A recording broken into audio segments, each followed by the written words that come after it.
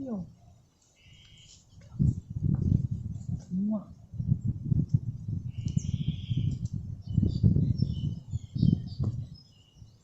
ลองเดาผมเพิ่มมาถือประมาณว่าถือประมาณครับ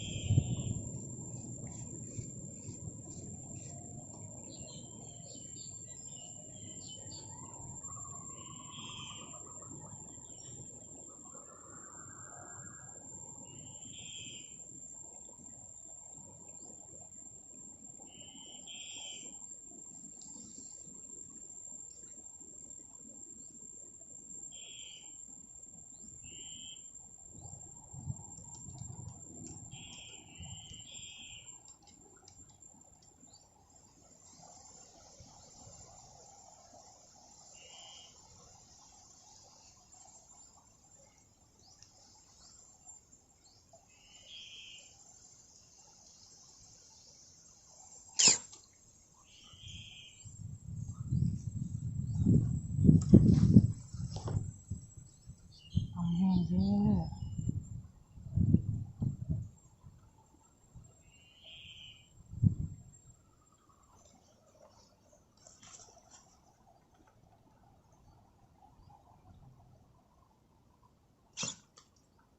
ถือซ้ำ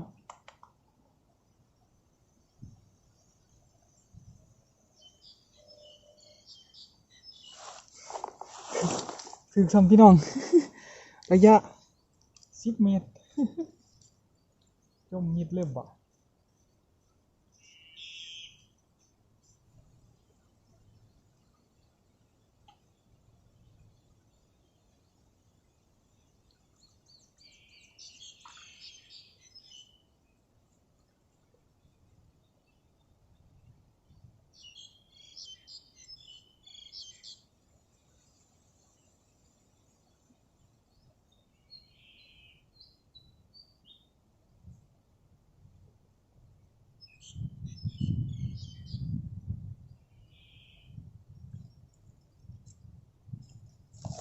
นี่ครับผม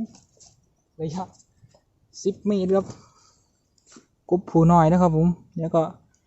ขอใหญ่ไม้ครับแป๊บนึงครับ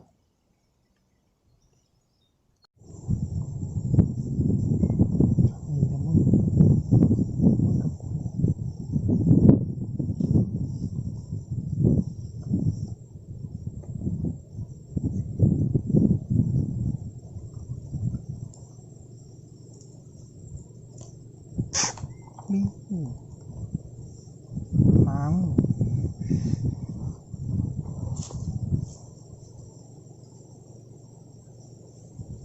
นะครับตัวหนึ่ง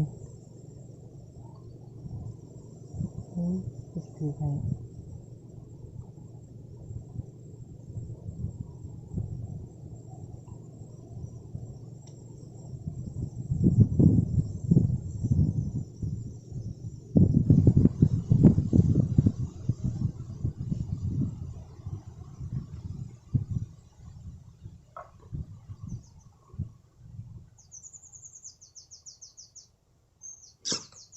เรียบร้อยไม่หลุด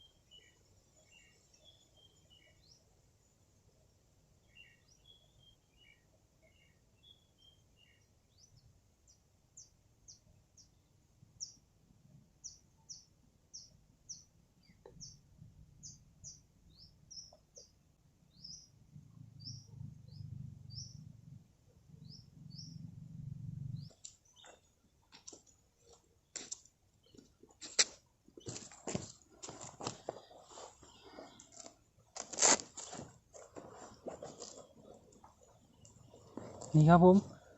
ได้กัน1ตัวนะครับกบใส่พอสวยๆครับผมสุดยอดครับเดี๋ยวไปหาลุยกันต่อครับ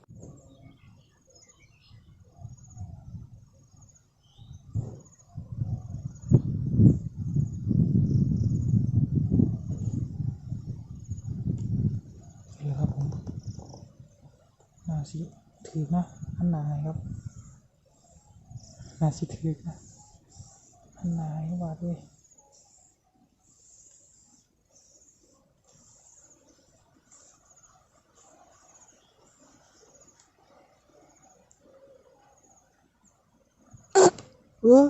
โอ้ยถือทำ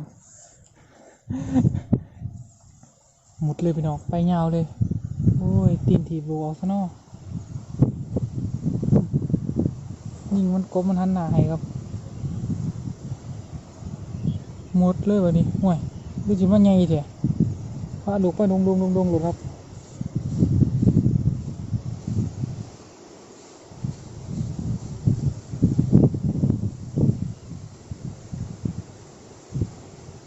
ผมก็ขึ้นแล้วครับลองยิงไปกันนะครับแต่ไปแห้งดีครับแต่เสียงครับ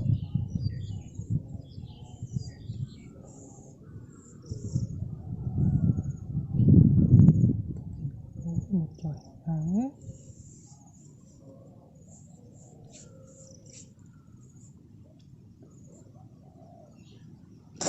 โอ้ต่ำลมคอยครับเป่าลมคอยเอาลมคอยไปหน่อย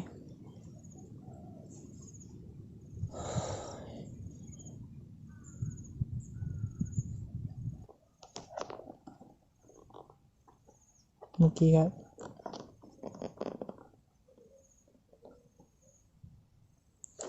โดนเป็น1 ตัวลูกบัวลอยเลยอย่าหมดเด้อที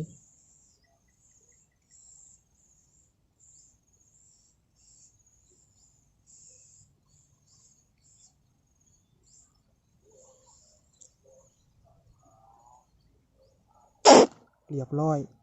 ไอ้ยะอาชิบ่เขา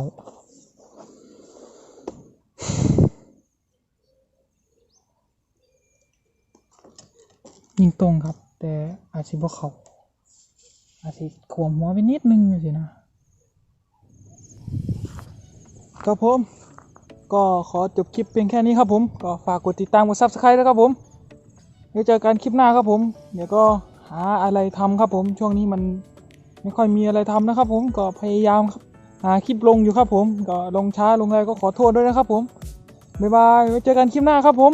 แบตจะหมดแล้วครับผม